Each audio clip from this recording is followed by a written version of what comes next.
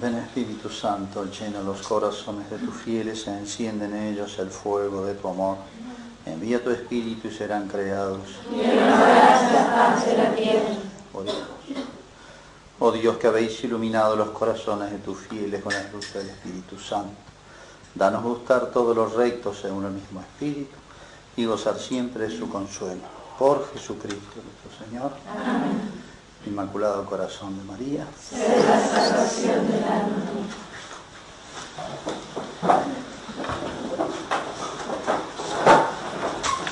Bueno.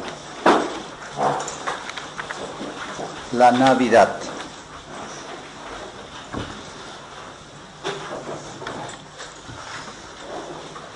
Bueno, tema tan frecuentado por nosotros, pero si se quiere nunca agotado.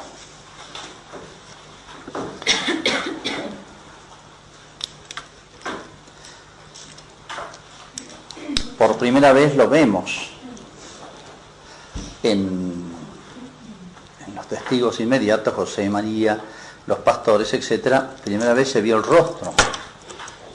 Estaba el Verbo, pero primera vez que vimos el rostro de Dios, ¿no? Según su humanidad, obviamente. Santa Teresa decía una frase muy linda realmente, que la uno a lo que decíamos en la primera plática sobre nuestra relación a Jesucristo. Dice, Jesús es el libro vivo donde he leído o donde he aprendido todas las verdades. A lo Santa Teresa, con esa simplicidad castellana tan sin desperdicio de palabras, sin exceso, ¿no? Cristo es el libro vivo. Lo dice de su experiencia, ¿eh? Santo Tomás dice más o menos lo mismo, pero yo creo que Santa Teresa no lo saca de Santo Tomás. Santo Tomás dice, 2 libros dejó Dios a la humanidad: la creación y las escrituras. O sea, la escritura es Cristo, ¿no? 2 libros tiene la humanidad, ¿no? Santa Teresa, de su experiencia, creo, ¿no? Experiencia espiritual, ¿no? No es que ignorar las escrituras, todo lo demás. Bueno, pero lo que decía también recién, que el cristianismo no es una ideología, y peor en el sentido moderno. Ideología es una idea sacada de la realidad, creada por un espíritu soberbio y caprichoso. Esa es la ideología, una idea sacada de su invención, no de la realidad. Y eso es lo más terrible, que la transforma en idea motor y después lee la realidad según esa idea, lee la historia, lee lo que es el hombre, lo que es la sociedad, lo que es la familia, lo que es el varón, lo que es la mujer, y de ahí que crea estas monstruosidades políticas, psicológicas, pedagógicas, porque va a contrapelo de la realidad, porque es una idea nacida no de una lectura, por así decir, contemplativa, de una inteligencia que ve lo que son las cosas y las expresa, sino que nace de su seno. El Verbo nace del Padre, es el Verbo de Dios, expresa la sabiduría, pero los verbos que nacen de nosotros son bastante distintos del Verbo eterno. Entonces de ahí el drama del mundo moderno es todo. Que quiero acomodar la realidad a esas ideas surgidas de mi seno, como si yo fuese el padre, más o menos. Entonces Freud, Marx, toda la pedagogía, ustedes las que están en el tema educativo, no funciona ningún método pedagógico, son todos desastres. Entonces se niegan a hacer evaluaciones, se engañan, basta con que el chico esté contento, que el papá esté contento, pero si evaluamos un poquito no sirve para nada, pero seguimos. Es una locura. Políticamente lo mismo, los grandes ensayos ideológicos fracasan porque van contra la realidad, ¿no? Entonces, qué distinto es el cristianismo. El Verbo es la realidad, no es una idea inventada. Entonces, hay una semejanza, yo diría, satánica, monstruosa, de querer imitar la Trinidad. El verbo que surge del seno de la Trinidad es muy distinto que el verbo que surge de nosotros. Bueno, aquel es la verdad, la sabiduría, y lo nuestro, si expresa la realidad, es verdadero, y si no, es una mentira. Pero como este nace de un espíritu soberbio, no contemplativo, sino creador, el hombre ha ocupado el lugar de Dios. Y nos va a ir mal con la creación, porque la creación se nos viene encima. Bueno, todo un tema que después lo aplica a educación y a todos los ámbitos de las ciencias humanas, y hace estragos. Después nos preguntamos por qué. Bueno, Cristo es el libro vivo donde nosotros... Cristianismo es muchas ideas que se simplifican en una. Como decía San Juan de la Cruz, todo lo dijo en uno. Entonces, el verbo es vivo, está vivo. No es una idea flotando, así una idea abstracta. El verbo es persona, por así decir, y con eso está todo dicho. Es luz, es vida, es todo, es belleza. Entonces, y el verbo hecho carne es vida divina y vida humana, o sea, doble vida. El cristianismo es una persona, por así decir, que desborda luz. No es contrario, a veces es otra de las características de nuestro mundo de hoy, es oponer. Si yo defiendo la fe, estoy contra la caridad. No, si defiendo al varón, estoy contra la mujer. Si defiendo a la mujer, estoy contra el varón. Si defiendo al docente, estoy contra el alumno. Siempre se plantea así opuesto, ¿has visto? Automáticamente es la mentalidad dialéctica. Tener cuidado con esas trampas, ¿no? Bueno, si es lo divino contra lo humano, si es lo humano contra lo divino, todo, ahí hay 20.000 dialécticas, ¿no? Las dos cosas del cristianismo. Es una cosmovisión, es una luz, es una lectura de la realidad, pero surge de un ser vivo, o puede sintetizarse en el verbo hecho carne, ¿no? Cristo es el libro vivo, donde he leído todo. Hermosísima expresión de Santa Teresa. Bueno, vamos a cuadros, diría yo, para hacer una meditación y tal vez más que es una contemplación, ¿no? Porque hay que descansar en estos cuadros que tenemos suficientes elementos para recrearlos. En primer lugar, Nazaret.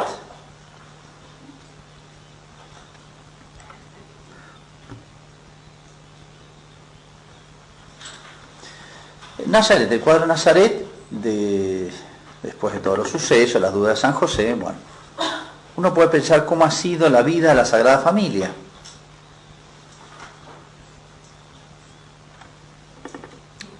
Y bueno, yo creo que muchas veces tenemos una idea poco encarnada de estos personajes, pensamos que los ángeles le hacían la comida, le barrían la casa, o la Virgen rezaba rosario todo el tiempo y cocinaba. Bueno, me gustaría haber estado ahí, pero hay que imaginarlo. Pero tenemos datos. Por ejemplo, que pasaron desapercibidos, era un pueblito chico, pero bueno, había muchas relaciones humanas. Qué sé yo, había un casamiento, un cumpleaños y todo el mundo iba y estaban 6 o 7 días, era la cosa, era así. Vieron las bodas de Caná, 600 litros de vino dura varios días por más. Y ya había vino, porque esto fue el plus. Se ve que hubieron 2 o 3 brindis medio seguidos y se les acabó. Bueno, entonces las fiestas orientales demoraban varios días, entonces la vida social era muy intensa, diría, más que ahora, y era más humano todo, ¿no? Bueno, o sea, no es que se desconocieran, al revés, es que conocían demasiado la vida de los demás, como en los pueblos. O sea, no podemos dudar de que no era un departamento del 15º piso en la capital federal, donde nadie se entera ni quién vive al lado y se puede pasar desapercibido un santo o un depravado. Bueno, es imposible el anonimato en estos lugares. Entonces, No podemos dudar el profundísimo conocimiento, y todo el mundo husmea y apenas ve algo raro lo comenta con todos los vecinos. Bueno, cuando Jesús hace cosas extraordinarias, dice, pero no es el hijo de María y José. Como diciendo, tan normales. No, esa expresión dice todo de la Sagrada Familia.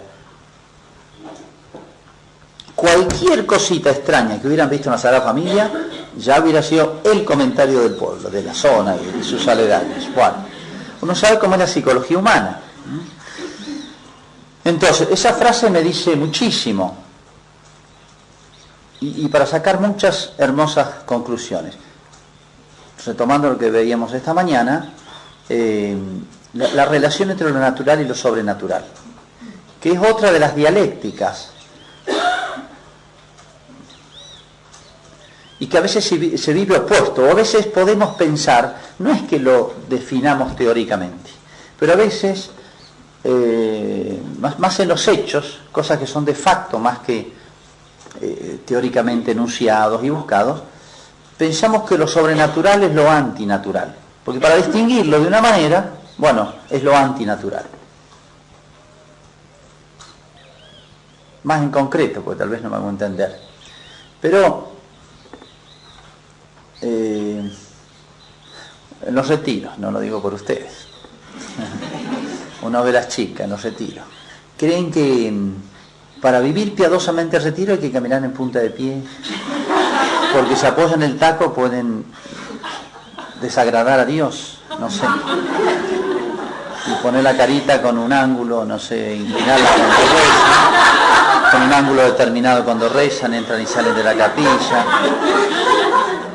la vista, los ojos a media asta, como de duelo, qué sé yo, la cortina medio bajada, bueno, una cosa así, carita estampita, como uno diría, bueno. Y entonces no tiene nada que ver eso, bueno, no es que se lo propongan, sale, qué sé yo, es como que decir, bueno, yo quiero vivir de una manera distinta, y lo primero que acude a, entonces, corregir los gestos exteriores, pero eso no es la santidad. La santidad es un largo camino y a veces queremos hacerlo así, lo hacemos fácil, en 2 minutos yo soy santo, sí. Bueno, la santidad es una cosa bastante más seria, bastante más profunda y lleva su tiempo. ¿Lleva su tiempo ser santo? Sí, lleva su tiempo, como hacer una buena comida, como hacer... Bueno, no somos ángeles. El ángel un instante, santo demonio, ¿entienden? Un solo acto, tal.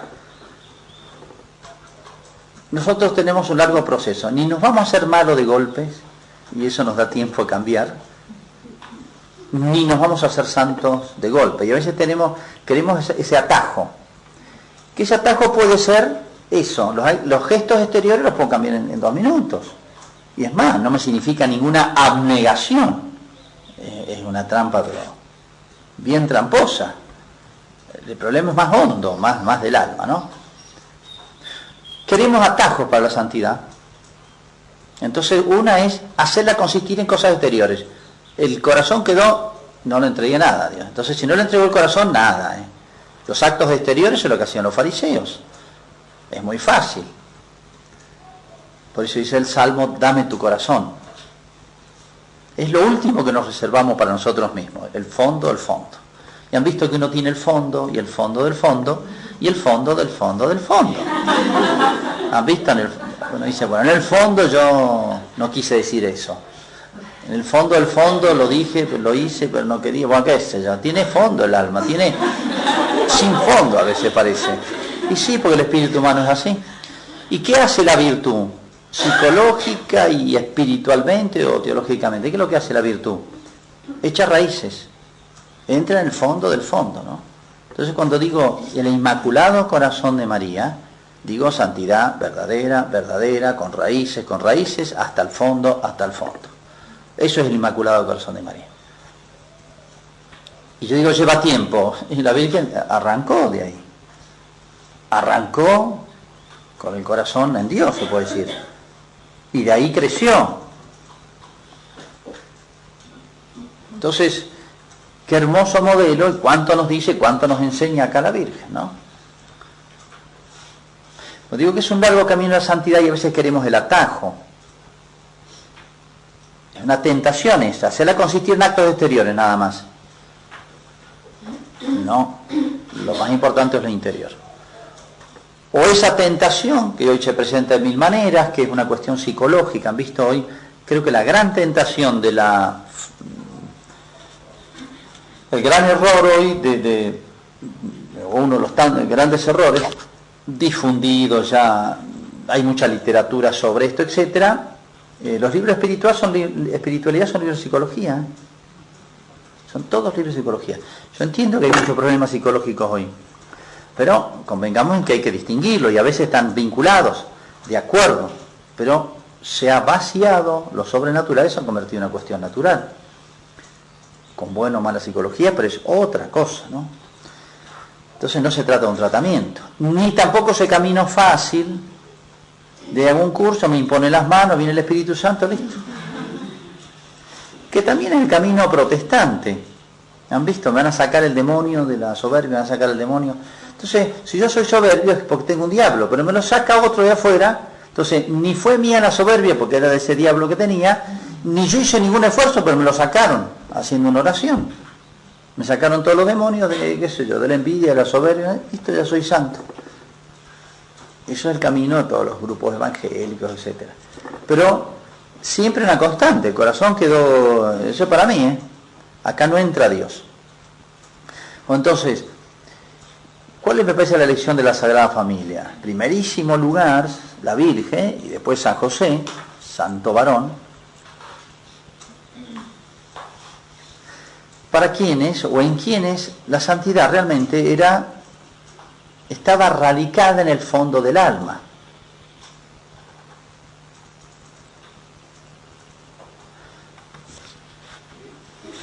Fíjense la virtud, o sea, la gracia, digamos, la teología de la gracia es muy importante acá. Y esta fue la gran fractura, ¿se acuerdan? Con los protestantes. Lutero decía, la gracia me cubre. La tradición cristiana dice, la gracia transforma. Por eso es nueva creación, un corazón nuevo. Haré nueva todas las cosas. O sea, todos los textos del Antiguo Testamento, de los profetas, etcétera, son clarísimos. Muy metafóricos, lo que quieran, pero la Iglesia lo entendió, pero sin duda. La gracia transforma. ¿Es capaz de transformar? Sí. ¿Hay pecado original, hay inclinaciones desordenadas, etcétera? Sí. Ahora, también hay que decirlo que es un largo camino. ¿Cómo crece la gracia? Por mayor radicación en el sujeto. Es verdad que acá hay un concepto filosófico de fondo que nos ayuda a entender esto, pero mayor radicación es una comparación. Un árbol crece, va echando más raíces, necesita raíces más grandes, más grandes, más grandes, penetra más la tierra, se agarra más en la tierra. Mayor radicación, es un accidente. Entonces, estas explicaciones filosóficas que las ha asumido la Iglesia, hay que entenderlas bien, y ahí está muy bien expresado. Entonces, un acto de virtud, o estar simplemente en gracia, no basta. Y otro. Entonces, los actos de virtud, y lo que decíamos ayer, acuérdense de esa ley de la gracia, que echa más raíces cuando hay actos más intensos que el hábito que tengo, más intensos que el hábito, son los que hacen crecer la gracia. Los otros disponen, pero el que efectivamente hace crecer es el acto más intenso que el hábito. No sé si se entiende esto. Si yo tengo el hábito, no se puede cuantificar, pero hagamos para facilitar la comprensión. Si yo tengo el hábito de 5 y yo hago actos de virtud de 4, no son malos, son buenos. Se llaman actos remisos. ¿Crece la gracia? No. Dispone el crecimiento, pero no crece. ¿Cuándo crece la gracia? El hábito. Cuando yo hago un acto de 6. Ahí crece. O sea, ¿con cuál actos crece la vida sobrenatural, la vida espiritual? Con actos más intensos. De ahí la importancia de no solamente hacer actos buenos, remiso, pues yo puedo hacer actos buenos y no crecer en la vida espiritual, estancarme, y hago actos buenos. Crece cuando hay actos más intensos. Este es un tema tratado por la teología que no es una elucubración así, como se suele llamar, bizantina, es de una aplicación práctica importantísima. Por eso, la importancia de la mayor generosidad, mayor intensidad, y por eso Dios tiene urgencia, porque el tiempo pasa, y los años pasan, y Dios tiene apuro en mi santidad, digamos. Por eso cuando ve un alma generosa, la apura un poquito más, y le manda purificaciones y ocasiones, etcétera. Bueno, pero volvamos al tema anterior. Entonces, al pensar en lo que es la santidad verdadera y cómo la Virgen se daba, que sobre todo es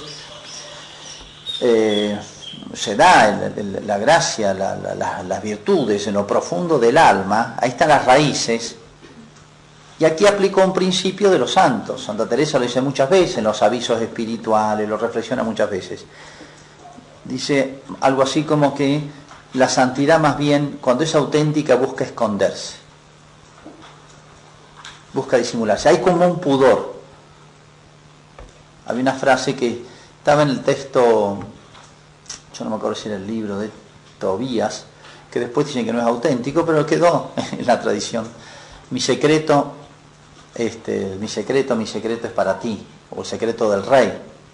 Bueno, como decir, bueno, si está o no está en el texto auténtico, etcétera, o un agregado de un copista, pero la idea queda y expresa algo que los maestros de la vida espiritual lo han captado bien, que la vida espiritual, cuanto más auténtica, es más interior y más busca disimularse en los actos exteriores, que es exactamente lo contrario del fariseísmo, pura exterioridad y nada por dentro.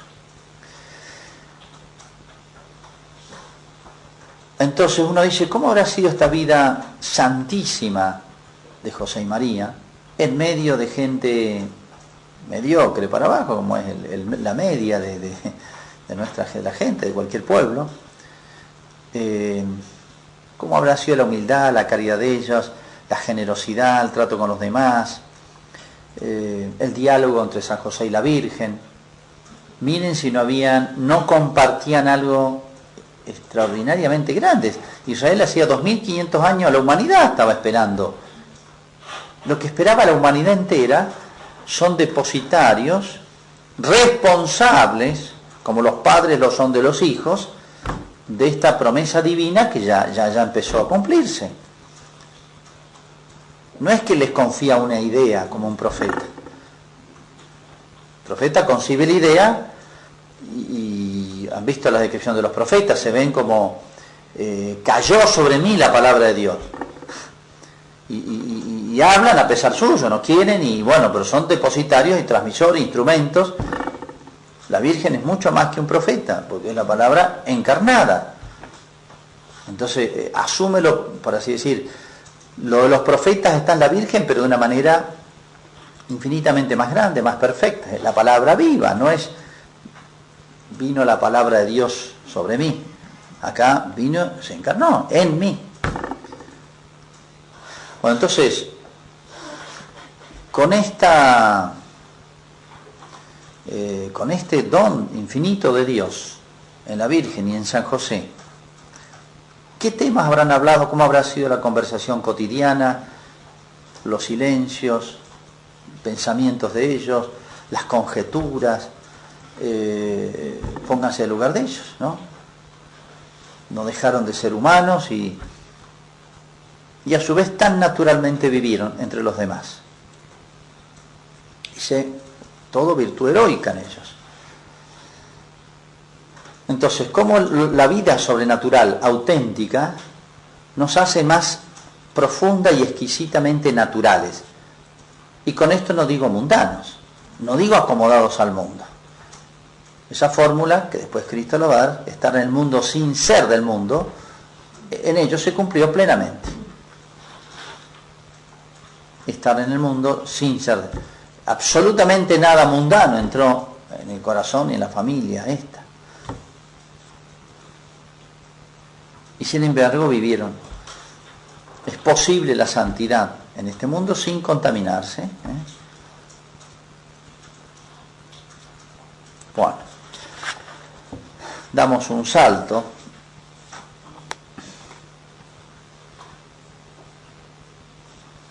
El edicto, etcétera. Acá hay como dos temas, en fin, muchos, ¿no? El viaje y la búsqueda de, llegado el momento del nacimiento, ¿no? Por un lado, la percepción de la voluntad de Dios.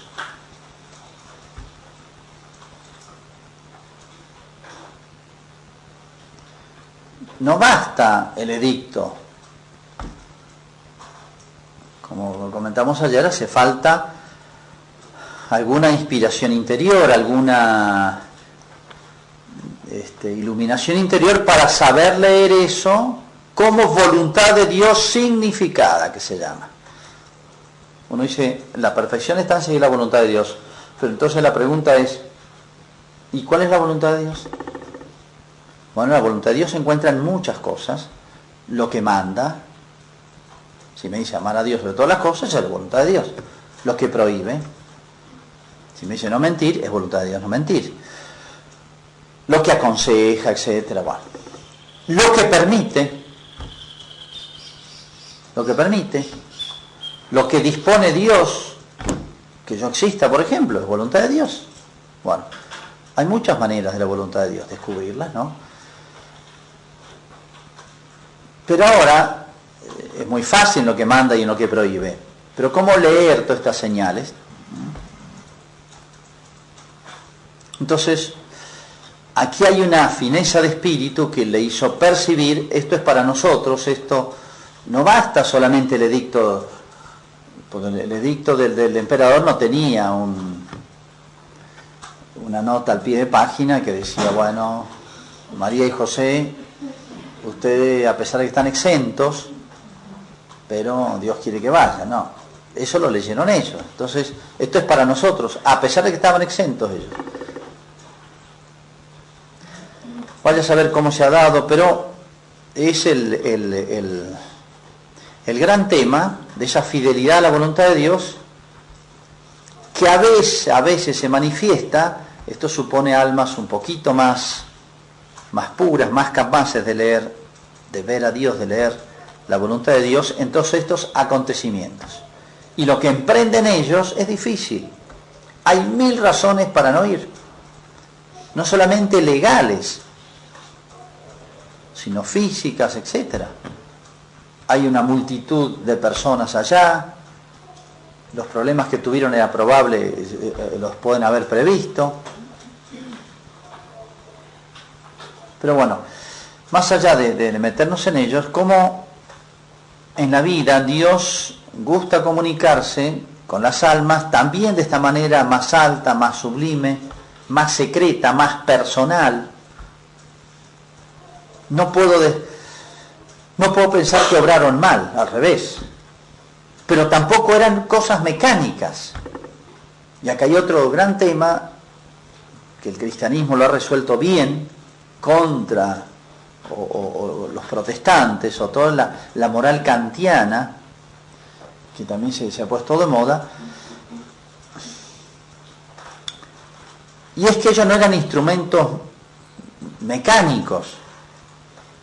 Los protestantes dicen, cuando un autor inspirado escribe, que es San Mateo, el Evangelio, San Mateo queda como enajenado. Es como una lapicera que no piensa ni siente nada, es puramente mecánico, anula lo humano. Cuando Dios interviene, anula lo humano. Soy un mero instrumento. Parece sublime esto, porque le deja totalmente la acción de Dios. Y es como si Dios aniquilara al hombre que ha hecho Dios. ¿Y cuál es la concepción cristiana del instrumento? Instrumento humano, dice Santo Tomás. Lo toma de Aristóteles incluso esto. Instrumento humano. ¿Qué significa? Que no anula lo humano. ni los dones del Espíritu Santo, donde se nota más la acción de Dios, anula lo humano. Y hay un principio de Santo Tomás hermosísimo, fecundísimo, genial, que dice así: Dios mueve a cada criatura según su naturaleza. Al árbol como árbol, al hombre, al animal como animal, a la lapicera como lapicera, y al hombre como hombre, y al ángel como ángel. Entonces, no anula el ser de hombre, lo eleva, lo planifica.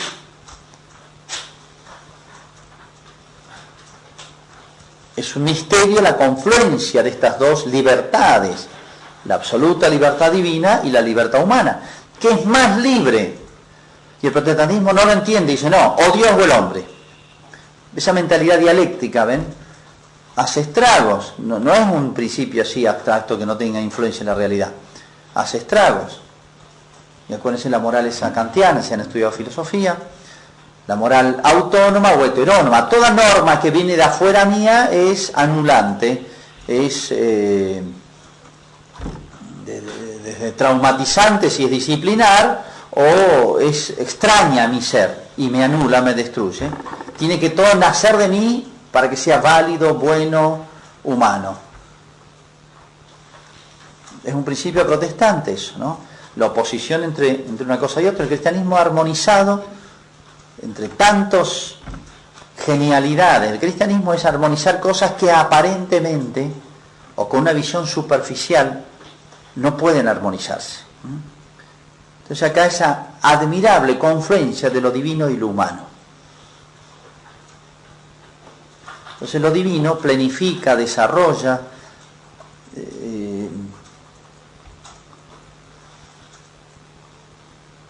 esto tiene muchas consecuencias en la vida espiritual personal, en la auténtica espiritualidad, diría yo, la verdadera, sana, santa, tradicional, cristiana, espiritualidad. No es una escuela, no es una cosa desde siempre, es la esencia de la espiritualidad cristiana esto, ¿no? Pero hoy no es posesión pacífica. ¿Por qué? Porque dialectizamos o ponemos todo casi sin darnos cuenta. Los errores de las épocas, los errores de las épocas personales propias, son los que menos uno percibe, porque está envuelto por ellos. Si uno estudia los errores de los pelagianos, dice, qué fácil, qué tonto, cómo cayeron en esta. Pero si hubiéramos estado allá, a lo mejor yo hubiera sido semipelagiano, qué sé yo. Entonces, los errores de la época tienen esa característica, y es que a veces no los percibo, porque estoy envuelto en ellos. Se me han hecho a veces parte de mi ser, entonces yo casi razono espontáneamente. Fíjense si la gente no piensa así muchas veces, sin hacer un acto reflejo, pero esto está bien así. Bueno, la importancia es volver siempre a las fuentes, ¿no? Bueno, entonces, ese escrutar, ese discernimiento para ver la voluntad de Dios, que nos tenemos que ejercitar muchas veces en eso. Insisto, si se trata de mentir o no mentir, no hay que hacer mucha conjetura, no hay que hacer discernimiento de espíritu, o consultar a grandes maestros de la vida espiritual, ¿entiendes? Bueno, pero hay cosas donde uno puede dudar, y cómo es, y esa certeza no es tan fácil, pero Dios le gusta comunicarse así, más íntimamente, más elevadamente con las almas, y aquí hay que tener una medida prudencial. Hace falta discreción, ¿no es cierto, hermana Adriana? Discreción de espíritu. Lean la tesis y se les van a resolver todos los problemas. Pero no es otra cosa que la virtud de la prudencia, con el don de consejo, pero hay que ponerlo en práctica, en ejecución. Y esto no son fórmulas, no son recetas así que ya vienen. Pero bueno, es un camino por el cual Dios lleva a las almas, y no hay que desconocerlo, y es un camino más, si se quiere, más elevado, supone los anteriores, maneras de comunicarse y hablar Dios, más claras, más universales, etcétera, pues es un camino más alto, ¿no? Bueno, por un lado, ese discernimiento, saber ver, Dios me pide esto, ¿eh? Y por otro lado, la confianza en la providencia. Esto no era tan fácil para ellos. Es muy lindo ver las estampitas del burrito, van caminando, frangélico, ay, qué bien hizo San José y el burrito.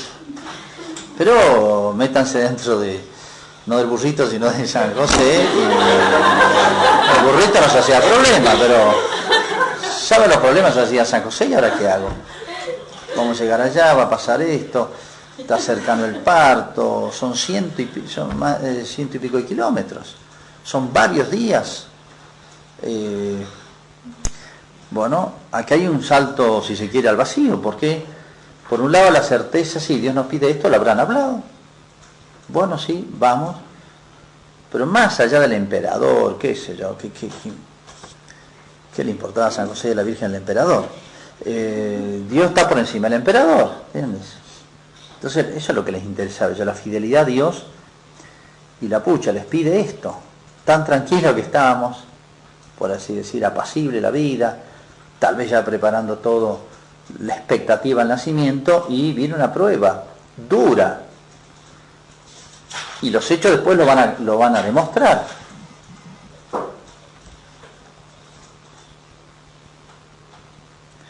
Dios nos pone en apuros con frecuencia. Lean la historia de Israel.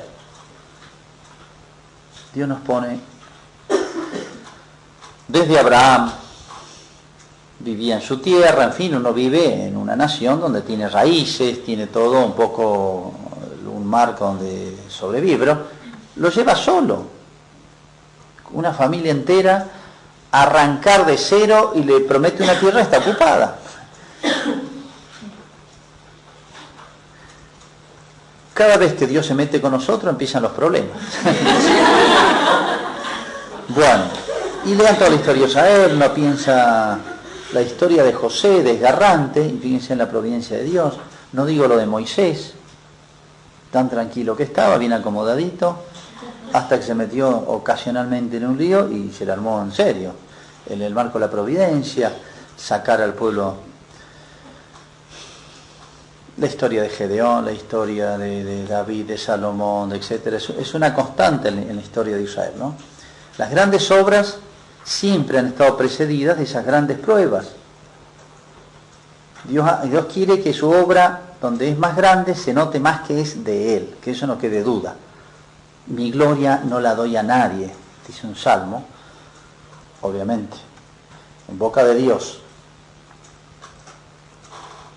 O sea, la gloria de Dios no es transferible. Siempre ha hecho Dios eso, y lean toda la historia de Israel. Y no aprende, lo sigue haciendo.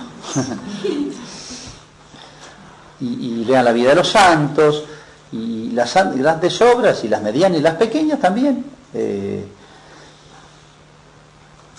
Dios quiere siempre que se vea, que reluzca, que brille, que aparezca su providencia, ¿no? Entonces, lo somete a una gran prueba a María y José, que sabemos cómo se resolvió.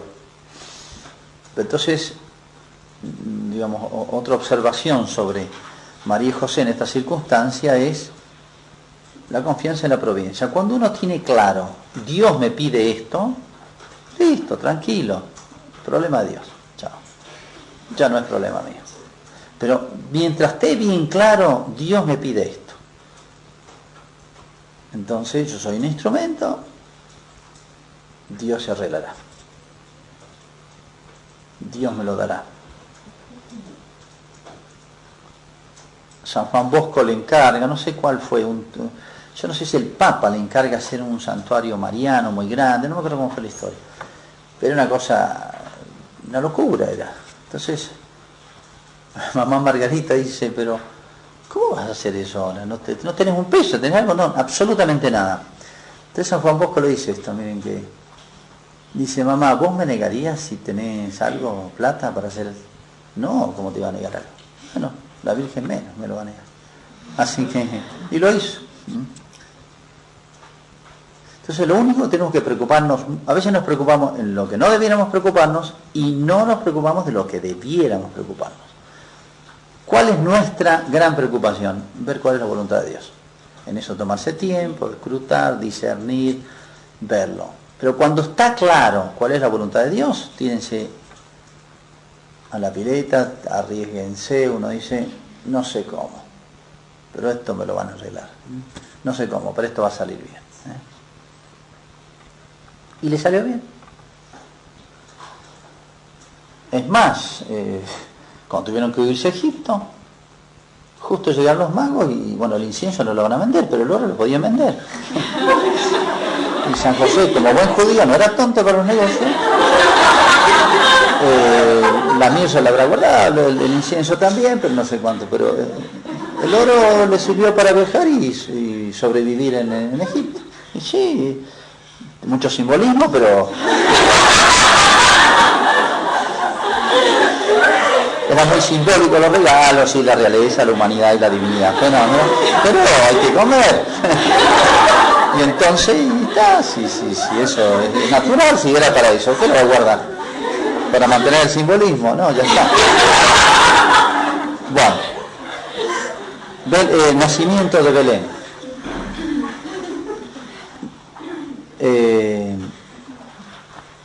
Dice que no había lugar para ellos en el mesón. Es muy probable que aquí eso debe interpretarse así. Hoy existen todavía, muy antiguos, deben ser del siglo VI, creo, los lugares donde alojaban los judíos, pues no tenían una capacidad hotelera para 1 millón de personas, Jerusalén, que es la cantidad de gente que venía en Pascua. Pero acuérdense que la zona tiene un clima bastante benévolo, las diferencias climáticas no son tan grandes, y los judíos están acostumbrados al nomadismo. Entonces ellos no tenían ningún... Cuando uno ve las casas de ellos, no son esas casitas de los cuadros renacentistas, con la araña, los tapices, qué sé yo, no ve los cuadros renacentistas, qué sé yo, donde está el paralítico, lo bajan por una banderola de no sé qué, con una pintura no sé de cuánto. Yo he visto las casas, la casa de San Pedro la encontraron, está el cimiento. Tiene donde están incluso los grafitos, todo, no hay duda arqueológicamente que es la casa de San Pedro, donde probablemente alojaba a Cristo a la orilla del lago, pero está el plano de planta, por así decir, porque han encontrado todos los cimientos del barrio a la orilla del lago, y no hay duda que hay una casa toda marcada con grafitos de Pedro, etcétera, hasta un puñado de anzuelos encontraron. Eso está todo preservado, bueno, 20 años de estudios arqueológicos. Bueno, todo el barrio eran igual las casas. Tenían las habitaciones de 3 metros por 2. De piedra con tipo piedra laja puesta con barro. Y arriba, que apenas había entrar casi así caminando, 2 palos y techos de paja, que había que cambiarlo cada 2 años. Como son esas casas primitivas, bueno, esas eran las casas de los judíos. Entonces la verdad es que no tiene tanto mérito de haber sido una cueva. No le quiero quitar mérito a la Sagrada Familia, pero no es para tanto la cosa. Además, la casa de la Virgen era una cueva. Si ustedes ven las fotos de Nazaret, la casa de la Virgen, que era una cueva, picaban la tierra, extendían un poquito de una parecita así, le ponían un poquito de ramas con un palo y ya tenían la casita. Y ahí se metían con la vaca, el caballo, se metían todos adentro. Eso era normal en la familia de Israel. Entonces, me da un poco de apuro, escrúpulo, quitarle un poquito de mérito a la Sagrada Familia, pero el mérito está en otro lado. ¿En dónde está? Claro, eran multitudes masivas. Entonces ellos se metían, ¿qué es lo que hacían? Hacían especies de patios abiertos con galería perimetral, con una gran entrada y una gran salida, y en esa galería cubierta, que tendría 3 o 4 metros, se acostaban ahí con todas sus ropas y sus bultos, y dormían la familia, y los animales los ponían en el centro, donde solía haber un pozo de agua. Entonces tenían agua para ellos, para los animales, y ellos se acostaban en las galerías. Entonces, esos eran los hoteles de ellos. Esos eran los hoteles. Entonces no había un lugar. Ahí está el lugar que quieran, pues se correte un poquito y ya está. No era habitación individual. Entonces, imagínense, para un burrito, y ellos no sobra lugar, en cualquier lugar se podía meter. No había lugar, o sea, no había un lugar adecuado, digno. No podían hacer el Hijo de Dios en cualquier lugar. Entonces, ante las miradas, qué bonito niñito iban a decir, pero no. Esto era una cosa, toda la historia estaba esperando esto. Entonces, necesitaba un marco distinto. No, acá no, hubieran dicho. Y por eso ahí cerquita en Belén, bueno, estaban las cuevas esas naturales que uno las visita hoy. Tuve la oportunidad de pasar un 24 de la noche, toda la noche en una de esas, en la gruta, Belén. Pedí permiso para quedarme adentro, pues arriba hay una iglesia, ¿no? Las cuevas están adentro de la iglesia, ¿no? De hecho. Y me dijeron, bueno, pero cerramos la iglesia a las 10 de la noche y recién se habla a las 6 de la mañana. Así que ustedes no salen. No, me quedo. Entonces me dejaron las luces prendidas y me quedé toda la noche el 24. Y a la mañana fui caminando hasta la gruta de los pastores, que queda ahí a 3 kilómetros, ¿no? Que es otra cueva. Está lleno de cuevas naturales por el tipo de suelo. Bueno, entonces la soledad y el silencio me parece el lugar adecuado. No había para ellos. Y entonces sí, esto necesitaba otro clima, otro marco, ojos humanos, manos humanas que le iban a tocar el niñito por todos lados sin entender quién era. ¿Cómo se ponía a explicar el Hijo de Dios? Imagínense, tener más respeto, pues. O tratarlo de otra manera, o les voy a explicar, a ver, tráeme la Biblia, traer el profeta Isaías. No se puede, ¿entiende? No se puede. Todo tiene su ritmo, su manera. Entonces, fíjense, los testigos acá son San José y la Virgen, que entendían esto. Entonces, y Dios va eligiendo los primeros partícipes de esta noticia, de esta novedad histórica de Adán y Eva en adelante. La humanidad, el cosmos está esperando este acontecimiento. Realmente no pudieron obrar mejor, que buscar esa soledad, ese silencio, que donde todo el marco, si quiere, de la naturaleza acompañaba. ¿Se acuerdan cuando hablamos del silencio, de la encarnación?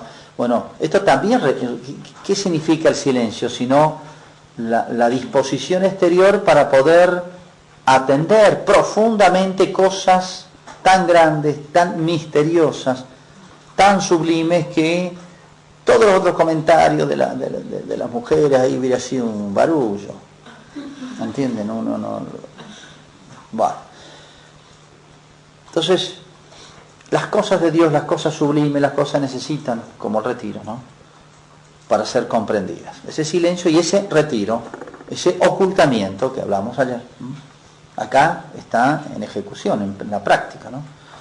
Y Dios va eligiendo los testigos, y ahora tenemos los ángeles, que ya aparecen los pastores. ¿Qué representan los pastores? Las personas simples, sencillas, el contacto con la naturaleza a las almas las hace más nobles, más simples.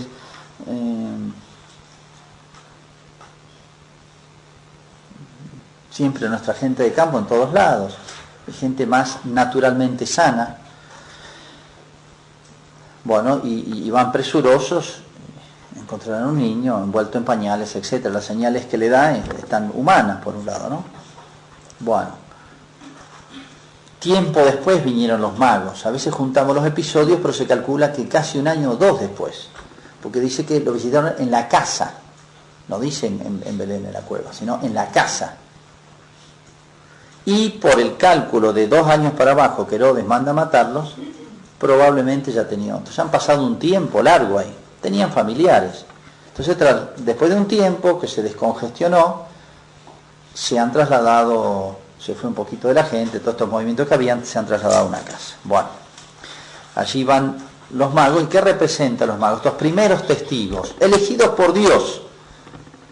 Todos son elegidos por Dios. La primera es la Virgen, después San José, los pastores y los magos. Pero fíjense los criterios de Dios, ¿no? ¿Por qué? Entonces los pastores son la gente de buena voluntad, que aunque no tengan gran formación, etcétera, pero están disponibles, conocido más, adhieren más.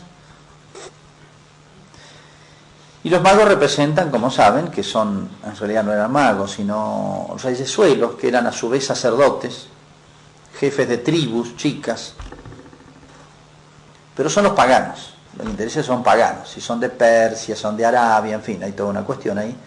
Si eran 3, 12, hasta la tradición va de 3 a 12. Dicen 3 por los 3 regalos, pero los magos, dicen unos magos de Oriente, bueno, eran reyesuelos que a su vez eran sacerdotes. Mago viene por lo de ellos, para escrutar la voluntad de Dios, no tenían, ¿cómo la escrutaban? A través de las señales, lo más sublime, que las estrellas, había toda una idea cosmológica de que la voluntad de Dios se manifestaba en señales cósmicas. Entonces ellos analizaban constantemente el cielo, los antiguos eran así. De ahí lo de magos, entre comillas, no es la magia de ahora, ¿no? Entonces eran sacerdotes que escrutaban la voluntad de Dios, y por eso siguieron una estrella, y Dios les habla de esa manera. Pero importante, fíjense, a los judíos, habituados por su historia a las escrituras, les habla por los ángeles, pero un personaje conocido para un judío. Y estos hombres, en su error, porque era un error que Dios hablaba por las estrellas, pero bueno, así lo creían, los lleva con estrella, pero terminan en Cristo, ¿no? Entonces, como Dios a veces tiene en cuenta nuestra fragilidad en la inteligencia, nuestros errores, etcétera,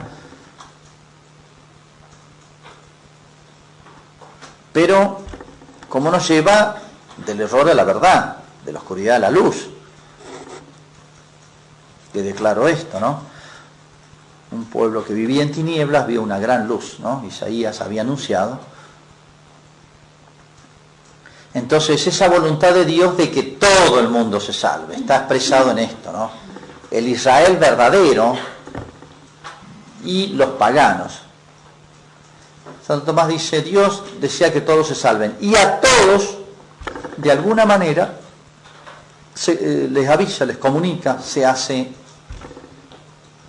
visible por su conciencia, por otro, etcétera, pero a través de muchos caminos. Pero Dios toca a todos, llama a todos, ¿eh? Entonces, aquí está, yo le decía, el primer apostolado del Verbo antes de nacer. Era aquel, ¿no? De la santificación de esa familia. Bueno, ahora podemos decir, el Verbo encarnado recién nacido, esta es su obra apostólica, porque los pastores los trajo Cristo. Nadie viene a mí si el Padre no lo trae. A los reyes y a los pastores los trae Jesús. Entonces, aquí está expresado, en este cuadro, la voluntad de Dios de que todo el mundo se salve. Y a todos les da señales, y a todos les toca el alma. Nosotros, como instrumento suyo, tenemos que darnos cuenta de esto, que Dios no va atrás nuestro. Nosotros no le abrimos el camino a Cristo. Dios abre su propio camino, y nosotros vamos atrás. Habrán visto 1000 veces en el apostolado cómo es justo, qué casualidad. Esa persona que está con un problema y nadie se lo resuelve y se acerca a ustedes porque las ve en un grupo, en la catequesis, misionando, lo que sea. Bueno, Dios va adelante tocando las almas cuando hay alguien que viene atrás, cuando hay instrumentos disponibles, ¿no? El diácono Felipe, ese hombre que leía la escritura y no entendía nada, y justo está haciendo dedo Felipe y lo levanta y lo lleva en el que justo estaba leyendo Isaías, no entendía nada, se lo explica todo y se bautiza. Bueno, pero ¿quién le inspiró a este hombre a leer las escrituras? Justo, uno dice, qué casualidad. Entonces, cuando Dios encuentra instrumentos, Dios va adelante abriendo el camino. Entonces, pero hay que saber darse cuenta, Dios ha tocado esta alma, ¿eh? Porque si nosotros, todo el esfuerzo humano, todos los argumentos, nuestro poder de convicción, miren, no sirve para nada en orden a la salvación, en orden a la gracia. Si Dios no toca las almas, entonces Dios se adelanta siempre. ¿Cómo se adelanta en la misa? Cuando yo le digo, no soy digno de recibirte, pero una palabra tuya. O sea, pedimos al mismo Cristo que prepare mi alma, que se adelante, lo voy a recibir enseguida, pero que se adelante para preparar mi propia alma. Entonces, el Verbo, que quiere que todos los hombres se salven, se adelanta tocando las almas, y yo no vengo más que a ser un instrumento para consumar, para completar eso, porque Dios quiso usar instrumentos, ¿no? Entonces, fíjense, tanto en la visitación como ahora, no queda el Verbo, por así decir, inactivo, ¿no? Ese celo apostólico del Verbo está siempre irradiando, el sol está siempre iluminando, siempre quemando, siempre calentando. El Verbo también, esa voluntad que la expresó al despedirse. Ahora vayan por todo el mundo, enseñen lo que yo he enseñado, bauticen, etc. El último mensaje de Cristo es el mismo. Es siempre el mismo, ¿no? Ahora vayan por todo el mundo.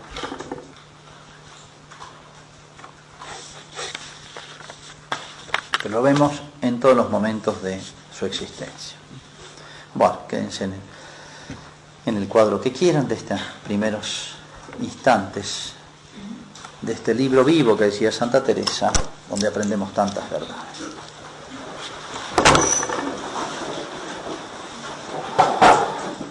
Gloria al Padre, al Hijo y al Espíritu Santo. Como en el principio, ahora y siempre, por los siglos de los siglos.